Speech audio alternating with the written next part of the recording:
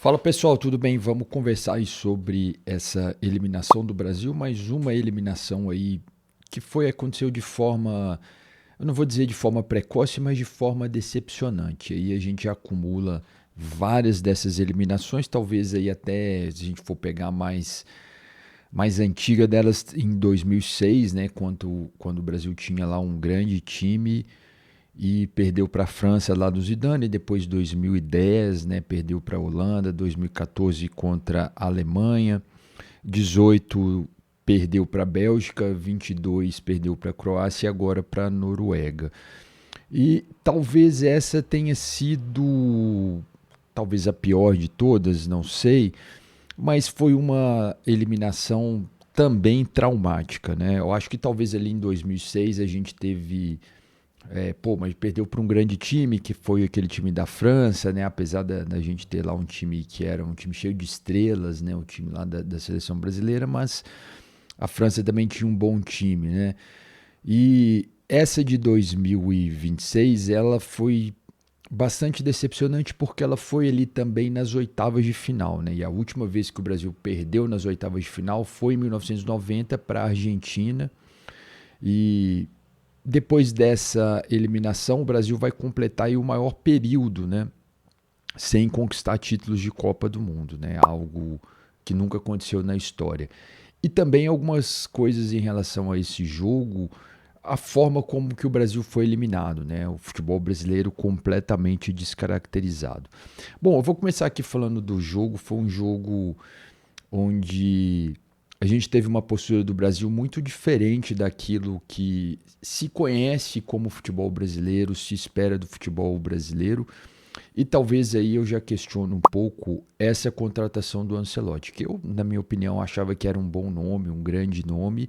Só que é importante a gente enxergar o seguinte: existe sim mudanças, diferenças culturais que elas não são resolvidas assim da noite para o dia, né? As pessoas elas têm uma forma de enxergar o mundo, isso depende ali da sua vivência, da sua formação, de onde elas nasceram, de onde elas vieram.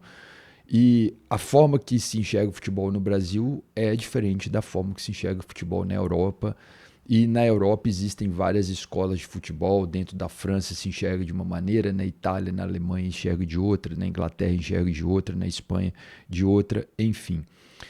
E aí a gente viu um Brasil jogando contra a Noruega, onde a gente teve uma posse de bola. Eu vou colocar aqui em média, né? Teve momentos da partida ali que variou, mas no geral, durante toda a partida, ficou ali na média de 60-30, né? Então, 60% de posse lá para a Noruega contra 30 para o Brasil e 10 ali em disputa. É algo que não é comum, né? Geralmente a gente vê a seleção brasileira propondo o jogo, colocando ali, jogando com a bola nos pés, né, fazendo vários gols, né. Isso já não tem sido uma realidade ali aí nos últimos anos, mas se a gente pegar no histórico da seleção brasileira, é uma seleção goleadora que faz vários gols, né. E você vê a seleção brasileira jogando dessa maneira é algo realmente que é muito chocante, né, para quem é brasileiro e acompanha, né. E aí, ao que me parece, você vê que para os italianos, né, para o Carlo Ancelotti, para a comissão técnica dele, isso é normal, né? Talvez ali foi uma estratégia que ele utilizou, né, colocar a posse de bola ali com a Noruega e o Brasil jogar na transição, né? O Brasil parecia que jogava por uma bola, né? Então ficou ali nessa tentativa durante todo o primeiro tempo, né?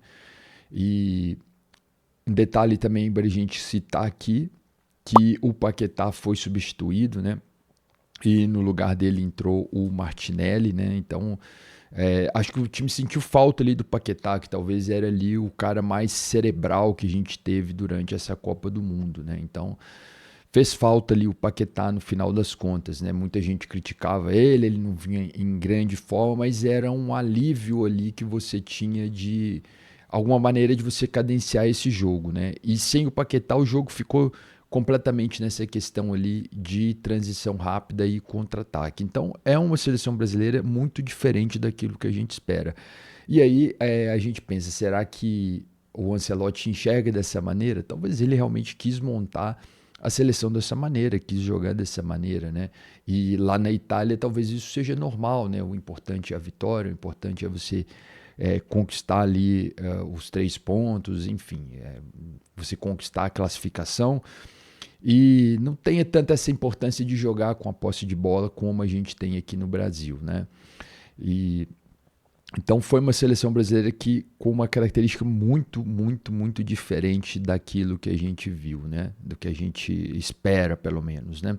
E ali durante o jogo, a Noruega cadenciou o jogo, fez ali como quis ali o ritmo, né? Ditou o ritmo do jogo. Teve uma chance logo no começo do jogo, onde já estava impedido, o que já acendeu o alerta, né? A facilidade como que a Noruega estava entrando ali na defesa brasileira. Então, o Brasil teve dificuldades ali de marcação, eu considero, né? Tanto na defesa como também no ataque, mas de certa forma estava funcionando, porque se a gente for analisar, né, ali o time da Noruega não é um time muito técnico, né? Você teve ali um Odegaard que fez uma grande partida, criava ali as jogadas, mas às vezes você via que os jogadores eles sozinhos eles erravam, né, a bola ali, né, a posse de bola, eles davam passes ali bem elementares ali que eles não conseguiam completar. Não é uma seleção boa, uma seleção organizada, né? Tem o Haaland, que é um grande centroavante aí, um dos melhores aí dos últimos anos, mas não é um primor técnico, né, a seleção norueguesa, né? E daí a gente viu que teve muita dificuldade, né? O Brasil teve muita dificuldade de penetrar naquela defesa, não conseguia ali passar. A questão do física ali pesou muito, né? A Noruega usou muito disso, né? De você ter ali essa vantagem, né? Da média de altura dos jogadores da Noruega serem maior do que a do Brasil. Então, esse duelo físico ali, né? Muitas vezes o Brasil não conseguia ali passar, né? E depois ele teve um pênalti, né, um lance de pênalti ali que o Brasil perdeu também esse pênalti, foi decisivo no jogo, né? Então, não vou dizer que sentiu tanto, mas ali foi pesando ao longo do jogo, né? Você não ter feito aquele gol, aquele 0-0 ali, ele estava caminhando de uma maneira que estava ficando um jogo perigoso, porque o Haaland ele é muito regular, então provavelmente ele iria marcar um gol naquele jogo, e você tratando de uma defesa que não é tão sólida como é a defesa brasileira, aquilo ali ia acontecer em algum momento, né? E quando aconteceu o gol, já não estava dando ali muito tempo de você ter reação.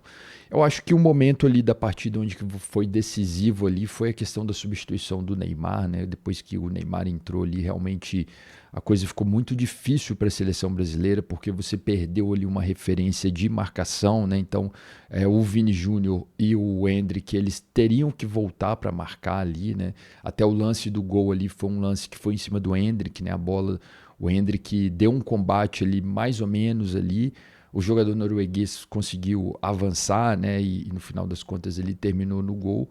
Ele não está fazendo aquilo que é a função dele, né? Tem uma certa dificuldade, né? O Endrick, às vezes, ele estava sendo poupado para colocar o Ryan, principalmente por causa dessa questão da marcação.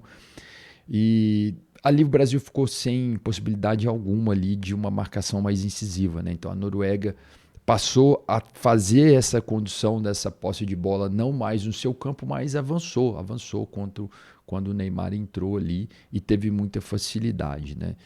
E abriu 1-0, né? Depois chegou a fazer 2-0, né? Eu acho que quando colocou ali o Neymar, me deu a impressão, né, que o Ancelotti já meio que colocou aquela questão, né? Pô, se vai ser eliminado, né? Tem chance de ser eliminado, pelo menos assim, não vou carregar aquela culpa ou aquela questionamento assim, pô, nem colocou o Neymar. Então acho que ele colocou ali o Neymar para já todo mundo ver que o Neymar entrou em campo e que realmente não teve o que fazer, né? Bom, eu acho que tem muitas reflexões aí que tem que ser feitas acerca dessa derrota, né? A gente passa por muitos anos dessas eliminações e realmente uma mudança profunda não acontece, né? Desde, acho que a mais emblemática foi ali o 7-1 para a Alemanha, e depois disso nunca teve uma mudança ali, vamos dizer, maior ali na CBF, na forma de enxergar, né? E ali agora a gente está num momento em que enxergamos que tem que ter um treinador estrangeiro, que os treinadores brasileiros não fazem ali a diferença. Mas será que realmente o problema é só o treinador? Será que não precisa ter uma reformulação no futebol brasileiro de forma geral, né? A gente viu a Noruega não participava de Copa do Mundo desde 98 E com aquilo que são as possibilidades deles ali, montaram um time organizado, né? Estão na Copa do Mundo ali disputando em um nível bom, né? Eliminaram uma seleção campeã do mundo, né? Então, como a Noruega rapidamente conseguiu ali, né, em alguns anos ali, se organizar ali, né, e o Brasil, você vê, vai ficando para trás, né? E ali você vê que outros times, né, se a gente pensar aí na Inglaterra, na França, na seleção de Marrocos, né, todos os times você tem um jogador no meio campo ali que cadencia o jogo, você tem os laterais ofensivos, coisas que eram comuns no futebol brasileiro e que hoje todos os times têm, né? Tem esses jogadores, tem essas posições, tem esses setores do campo ali forte e você não vê mais isso na seleção brasileira, né? Então realmente ficou muito aquém, né? Tá muitos anos ali defasado, né? O futebol brasileiro e precisa aí se renovar, né? Bom, deixa aqui nos comentários aí a sua opinião, o que você achou dessa eliminação do Brasil. Eu fico por aqui, um abraço a todos e até a próxima.